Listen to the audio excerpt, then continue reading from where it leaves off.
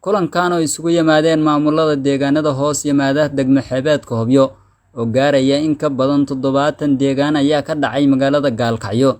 Kulankaas oo ay isaga wareysanayeen xaaladaha iyo baahiyada ka jira deegaanadaasi. Kulankan ayaa waxaa shirgudoominaya gudoomiye ku-xigeenka degmada Hobyo Maxamuud Maxamed Cawaale, waxaana diiradda lagu saaray arrimaha samafalka, saameynta ayaxa, abaaraha iyo arrimaha amniga deegaanadaasi. qaar ka mid ah gudoomiyaasha deegaanadaasi oo warbaahinta la hadlay ayaa ka waramay xaaladaha deegaanada kulanka maanta ku yeeshay Gaalkacyo, iyagoo dhanka kale fariin u diray qaar ka mid ah hay'adaha samafalka kuwooda ka howlgala gobolka. dhanka kale gudoomiyaashan ayaa baaq u diray dowlad goboleedka Galmudug iyo tan federaalka Soomaaliya.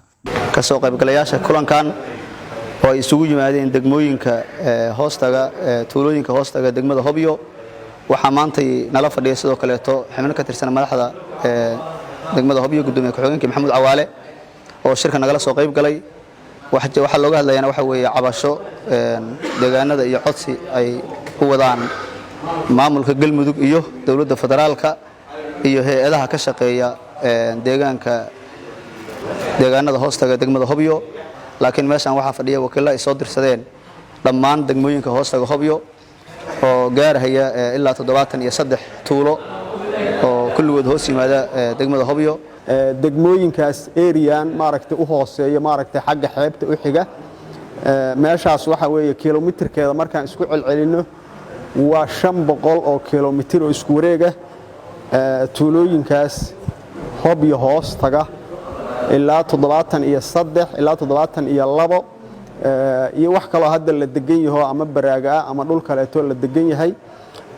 dhulkaasi wuxuu qabaa baahi tiro badan oo hadii la yiraahdo reserve ah oo aad iyo aad baahi tiro badan buu qabaa. markaan baahiyiisa gudbino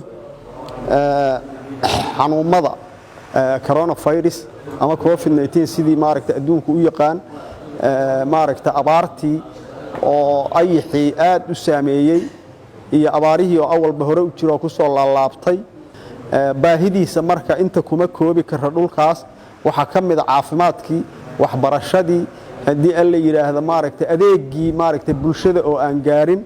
waxaan leenahay marka hay'adaha meesha ka howlgala sida FOW oo kale oo assessment samaysa. waxaan codsanaynaa deegaanka hadii ay assessment ay sidaas ay sax ka tahana waxaan leenahay in u cadaalad sameeyaan oo hadii ay assessmentigaas cadaalad ay u sameeyaan. qolada WFP oo ayaguna deeqda gaarsiisa waxaan leenahay ayadana hadii la yiraahdo inay ilgooniya ku fiiriyaan. maantay waxa la sheegay inuu yahay in ka badan 500 kiiloomitir oo isku weer ah. 2013kii wasaaradda qorsheyntu tirakoobka ay samaysay deegaanadaas oo intaas muddo ay ka dambeysay 600,000 oo qof bay ka soo qoreen inay ku nool yihiin. xilliyadii dambe waxyaalihii dhacdhacay oo ay ka mid ahayd ayixii waxyeeladii u geystay oo saameyn ku leh iyo roobka hadda da'ay oo 60% deegaanadu abaar yihiin oo ay jiraan hadeer meel biyo laga dhaamiyo oo aan roobka gaarin. waxaan rabaa in ay raahdo cid kasta oo gacan ka geysan kartaa ka geysato baaq baan u diraynaa. waxaan rabaa gaar ahaan inaan u sii tilmaamo hay'adaha FOW iyo WFP sida ay rag hore sheegeen ana iraahdo qiimeynta aad sameeyeen mid sax ma ahayn ama FOW ha sameeyay ama WFP ha sameeyay. anu FOW had meel ka shaqeysaa ma aragba iyo cid wax siiso. 73 deegaan oo hoos yimaada degmada Hobyo sidii la rabay ama baahiyihii la rabay inay wax u gaarsiiso ma u gaarsiiso. mar labaad iyo mar saddexaad waxaan baaq dheer u direynaa labadaas hay'adood iyo inta kale oo ka howlgashay deegaanadaasi. deegaanadu waxay soo mareen xilli adag, xilligaas adag waxaa soo maray dhibaatooyin aad u fara badan. dhibaatooyinkaas ay ka mid yihiin roobabkii horeeto ayixii saameeyay, ayaxaasi oo waxyeelo badan u geystay deegaanadaasi. ilaa hadda welina roobkii da'ay sidoo kale oo weli ilmihii ayixii meesha ku hareen oo uu geystay nabaad guur aad u badan. abaaraha jira ogeed baa waxaan isku afgaran inaan cabasho u jeedino hay'adaha samafalka. waxaan rabnaa inaan halkaan cabasho uga jeedino hay'adda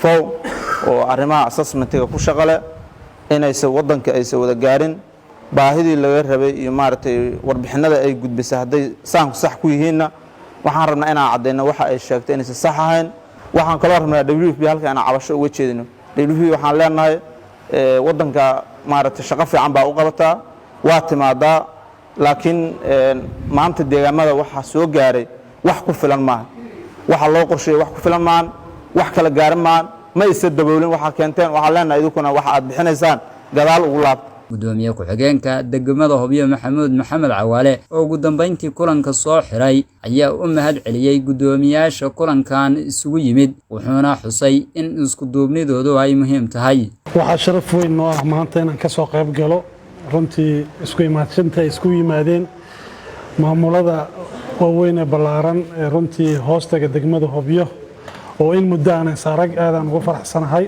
ma ku soo koobi karo 73 tuulo ayaan waxa u gudbiyay hay'adda WFP runtii aniga ma garan karo meesha wax lagu kala qaybiyay waqooyi iyo koonfur tun sagaar meel kala qala ma lahan la Hobyo inay waqooyi koonfur u kala qaybiso WFP ama hay'adda FAO oo NGO-yada ay leeyihiin walba tirkoob yaraan haysanaa aad iyo aad aan ugu xumahay meesha lagu qaybiyay ma joogin haddana dad badan ay ku soo barakaceen oo aan runtii xisaab lahayn ayagoo ay walba abaarahay sheegeen sida coronavirus-ka ayaxi iyo maaragtay waxbarashadii aan ka gaabinay inaan sheegno hadda waxa ugu sii darsoontay barakac aad u fara badan runtii hay'adda WFP iyo hay'adda FAO hadda gaabis ayay gashay markay ugu liidatay ugu darneed inay wax jarto ma aan suugayn inay wax kordhiyaan aan suugaynay arintaasna cabashadeeda iyo systemkeeda waan la qaadanay dadka naga sareeyay ma u gudbinayna hay'adaha u gudbinayna Saadaq Siciid Nuur raadiyaha iyo telefishinka Galmudug Gaalkacyo